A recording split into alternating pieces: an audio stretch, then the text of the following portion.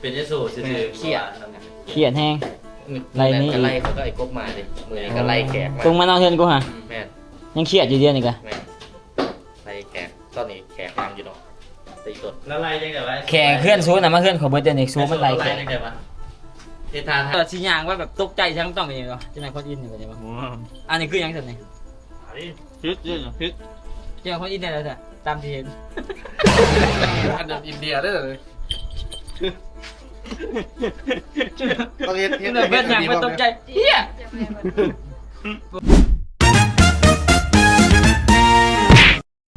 สบายดีพี่น้องตอนนี้กำลังสิไปเพื่อนสุพนาเฮ็ดบุญให้แม่เนาะทุกคนเนาะแล้วก็เพิ่นสิย้ายมาอยู่ปากเซ่เลยแหละเพราะว่าอยู่เวียงเพิ่นน่ะบ่ไหวค่าใช้จ่ายอีสังก็แพงอีหยังก็แพงเบิดถ่ายของถ่ายคลิปก็บ่ได้อีกข้อยก็เห็นดีนํเนาะมาอยู่ปากเซ่มันก็มีบ่อนถ่ายหลายแล้วก็มีอ้ายเอ้ยน้องอยู่ครบหมู่คู่ที่ถ่ายของถ่ายคลิปเฮ็ดเพลงนํกันก็อยู่นี่เบิดคือเจมส์กูดก็อยู่เพื่อนข่อยแล้วเดือนนี้ก็ได้เจมส์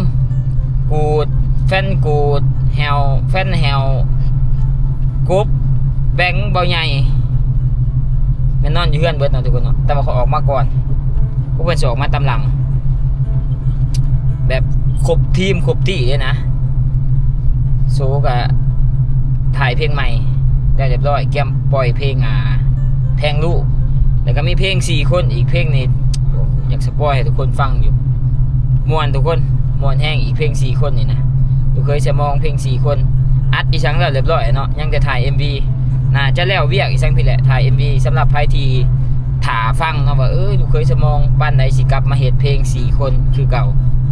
กลับมาเนาะทุกคนเนาะเพลงนี้ครับห้องว่าสิบ่ผิดหวังมี2เพลงเนาะ4คนที่จะห้องเพลง1แม่นลง2เจมเพลง1แม่นลง2โซแล้วข่อยก็มีอีกเพลง1ที่จะเฮ็ดมีข่อยคำน้อยแล้วก็ไม้ห้องนํกันช่วงนี้แม่นอยู่นํกันนี่จะถ่าย MV แล้วก็ปล่อยเพลงรัวๆตอนนี้เรากำลังจะไปเฮือนสูพนาเมื่อวานนี่เฮ็ดกองบุญให้แม่ข่อยก็ไปอยู่แหละแต่ว่าบ่ได้ถ่ายคลิปให้ทุกคนเบิ่งเนาะเพราะมันหลายช่องนะแต่ว่าเมื่อนี้แม่นใส่บาตรก็ตื่นบ่ทันเพราะว่ามาแต่เฮือนเพิ่นเมื่อวานนี่ก็ดึกแล้วแต่ว่าตอนนี้หลังจากใส่บาตรแล้วเขาก็กินเหล้ากินเบียร์กันนะทุกคนมันก็โทรนำอยู่ก็ว่าสิออกไปประมาณ 3-4 โมงนะโทรนำคือว่าเด้ที่กูบ่มาหาออกลูกเครียดกันก็เลยจะไปเฮือนเพิ่นตอนนี้แต่ว่าสิไปหับลูกก่อนทุกคนหับลูกใช้กินเบะลูกจักลูกก็ต้องเตรียมไปนำเนาะปาไว้อยู่นอกบ่ได้รถไฟฟ้าย่านมันนะเดี๋ยวเจอกันเฮือนโซพนาก็เต็มได้ตอนเนี้ยกะคนมาหาในเพิ่นหลายนักห้องเต็มอยู่ลูกจักแมนบันพี่สกลตอนนี้มันหนาวแล้วแล้วก็เบลลิงแล้วก็มีไอ้น้อยแล้วก็บัวไลแล้วก็บ่าวตูผ้าเสาเต็มที่อยู่เพื่อนนะบ่ก้อยบ่สีก็ไปหมู่บ้านนี่เดี๋ยวเจอกันอยู่เพื่อนบ่โซเด้อทุกคน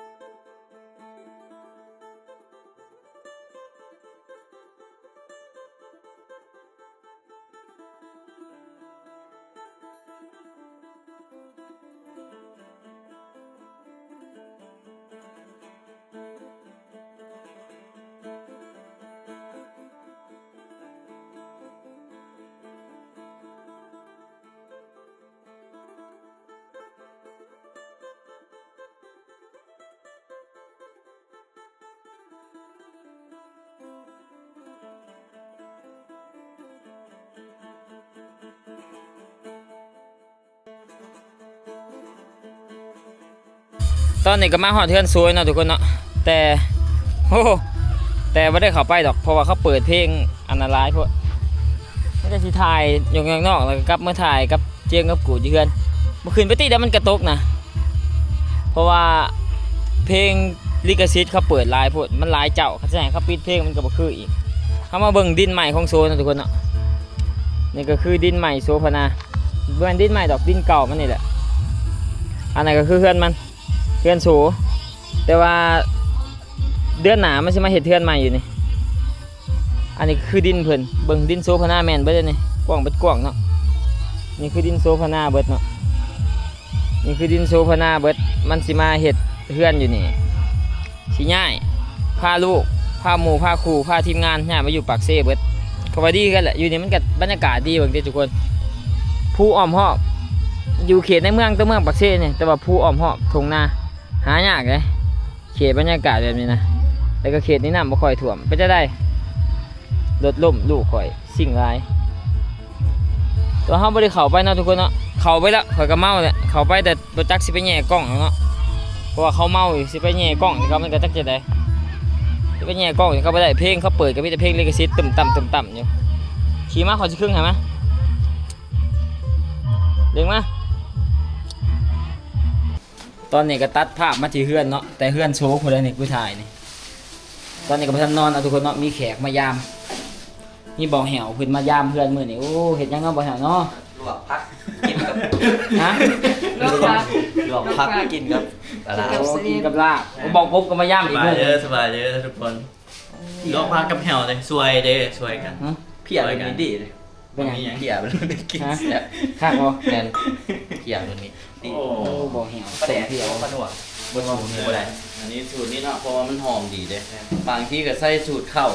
บางที่ก็เป็นสูตรกันหมูสินะแล้วแต่ เจียวเพียนี่คักกว่านั้นเนาะ แม่น มื้อนี้เฮามีปิ้งนี่นะทุกคนเนาะ ฮะ ปิ้งนี่ มันจริงเนี่ยอ๋อ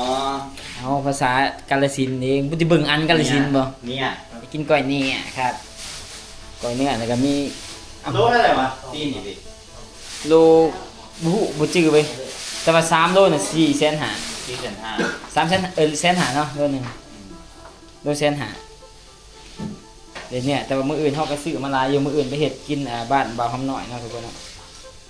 เฮ็ดแบบก้อยเนี่ยคมๆมื้อนี้มีแขกมายามเฮ็ดหยังเหี่ยว อันนำอันแกงต้มเด็ดต้ม ต้มไก่ บอสต้มชิ้นงัวเฮ็ดต้ม ไก่เด้ เฮ็ดต้มหัวฮ้อนเลยมันสุกพอดีครับ ไป ไปใช้ เอาปรุงเด้ เอาไปให้คนไทยปรุงบ่ แม่ บอกว่าต้มไก่เขาต้องปรุงมาก่อน เนาะ ต้นจากเพื่อนโซมานี่เบิดนะทุกคนเนาะครบตี้เลยนะอยู่ในมานี่นะ เต้าเลยไล่แขก โซบ่ให้ไล่แขกกันเนาะ แม่เลือดตุก โซไล่ว่าจะ มา ไง แล้วนี่ ไล่นี้ แม่ไล่ เมื่ เมื่ อ อ นั้ นั้น น เมื่อกี้มันแต่งตัวอันเป็นยสูซื่อๆ เครียด เขียนแห้ง ไล่นี่ ก็ไล่เขาก็ไอ้กบมาเลยมือนี้ก็ไล่แขกมา ตรงมาเอาเทือนกูฮะ แม่น ยังเครียดอยู่เดียวนี่กะ แม่นไล่แขกตอนนี้แขกนั่งอยู่เนาะ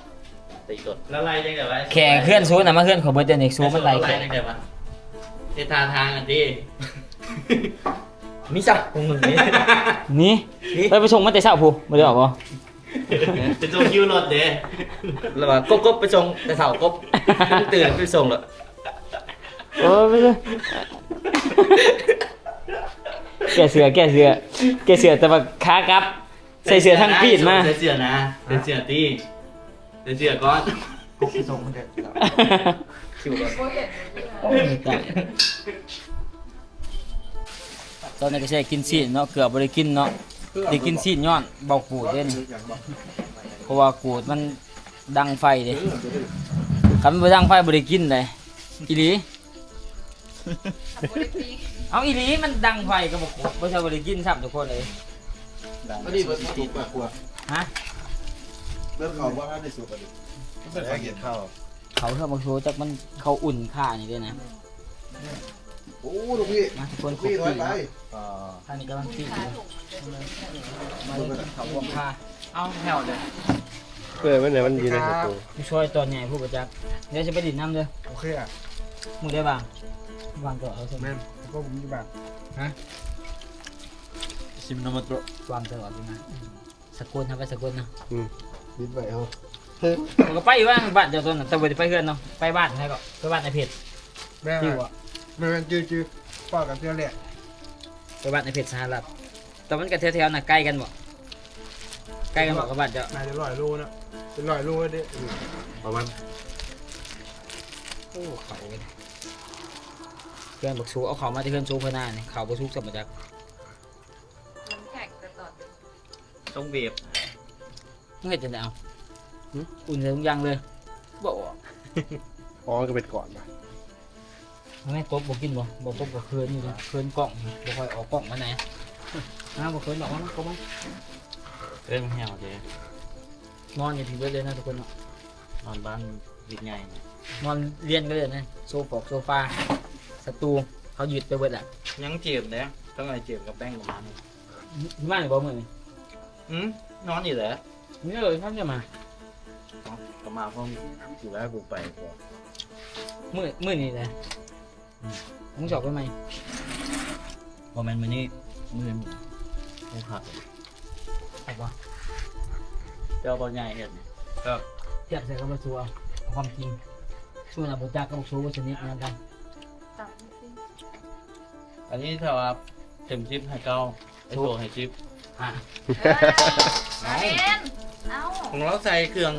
มันก็แซ่บคนละแบบ ไล่มัน มันบ่มีซื่อๆเครื่องบ่ครบซื่อๆ มาเล่น ถ้าเราว่าข้าวกันเรื่องว่าของบัวตัว ตูดแฟนกินบ่ กินเนื้อไว้ เป็นหยังคือศาสนาทางซัมจัง กินไว้ แม่กดอิ่มเดี๋ยวเรา กินดูดิกินดูว่ากินเงิน กินดูสิบ่ฮะ นะคุณอิ่ม โอ้ยจะเป็นคนอินกินมาได้จะเป็นคนอิน กินไหม ก็กินเดือดแล้วกินได้แต่หมู กินเนื้ออะไรกินแต่หมู เนื้อคือนี้เนื้อหกเนื้อเป็นชิ้นงัวนี่นะเข้าไปมันควาย บ่เข้าใจคือไทยนี่คือแบบสิ้นงัวกับกล้วยคือเอิ้นว่าเนื้อบัดหมูนี่เขาเอิ้นเนื้อ เนื้อหมู เป็นเนื้อหมู ควาย เพราะว่าบ่เอิญเนื้อ เนื้อควาย เขาเอิ้นหยังสัตว์ เนื้อหมู ก็เนื้อหมูเลย ต้องมันแซ่บดิ แต่ว่า เขาเอิ้นเนื้อหมูแต่ว่า แม่กดอิ่มนี่กินได้แต่หมูเนาะกินพวกเนื้อวัวหรือว่าอะไร กินแต่หมูกินเนื้อ เอ้า เอาอีกเลย คือว่ากินเจซัดเยอะกินว่าบ่ได้เลย ซอยจูยังก่อน บ่แม่นกินเจ ซอยจู มา ยัง เล่นมาเล่น ควาย มาเล่น ควาย ควาย ควาย เบิ้งเบิ้งเบิ้ง เอาอีบ่ถือศาสนาทางซัมจั อาง ยุไทยไม่ได้ดิต้องควาย จะเป็นคนอินแท้ ควาย ควาย เอาแม่นจะบ่มันศาสนาจะเป็นคนอินบ่เอามีตะพูดอีกอย่างหนึ่งว่ะ เอ้าอีหลีได้บ่ได้เว้าเล่นได้ แบบนี้ว่าสมมติว่าสิย่างว่าแบบตกใจทั้งต้องเป็นยังไงวะจะเป็นคนอินแบบนี้วะอันนี้คือหยังสันนี่ พิษเยอะพิษ จะเป็นคนอินได้แล้วจ้ะตามที่เห็น อันนั้นอินเดียได้เลยต้องเฮ็ด เห็นแบบเป็นอย่างมันตกใจเฮีย จะไปเบิ้ง บ่ว่าแบบนั้น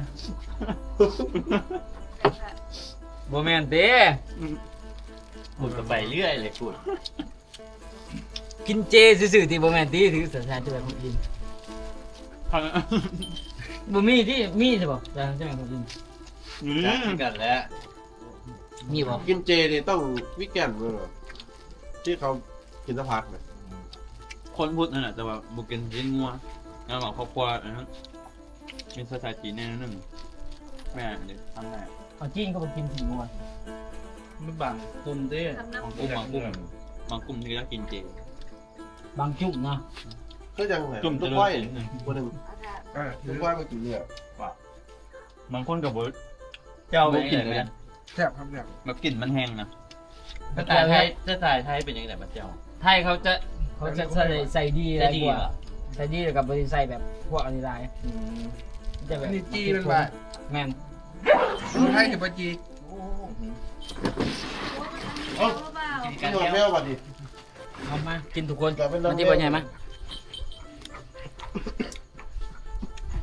ตีเนาะขาดแต่บ่ซูปกติบ่ซูก็มาเลยแต่ว่าเมียบ่ให้มาเอามันมาสิกี้มันมาตลอดได้มันมานี่นะเมียจนหาย นี่ มันมาเกือบทุกมื้อ แต่ว่ามีลูกเลย มี ก็แบบ มันก็มา แสดงว่าเบิร์ดโคตรตายแล้วมาดูเกิน แม่นเมียจนหายนะให้บอกมาจากมาอยู่ปากเชมาจากมานี่กินข้าวกันทุกคน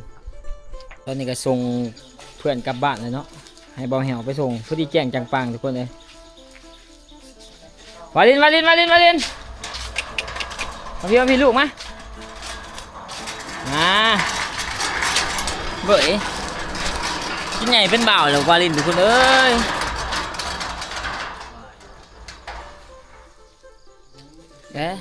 บายดีนะ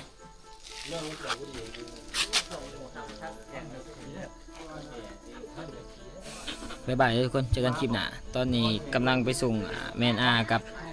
เบลิงกับของให้แฮวไปส่งต่อคอยกับจีเมียนที่กำลังถวยก่อน เจอกันครับ โอเคโอเค เจอกันอยู่ไทยเด้อหน่อเว้ยให้จื้อตอนขอยไปเอามันขอยถ่ายคลิปให้เบิ่งแต่ว่าตอนนี้มันหา6 เดือนแล้วมันใหญ่เลยทุกคนใหญ่เป็นบ่าวเลยว่าที่ใหญ่เป็นบ่าวเลยได้นี่ได้หล่อเว้ยอย่าไปนะบ่ไปบ๊ายบายทุกคน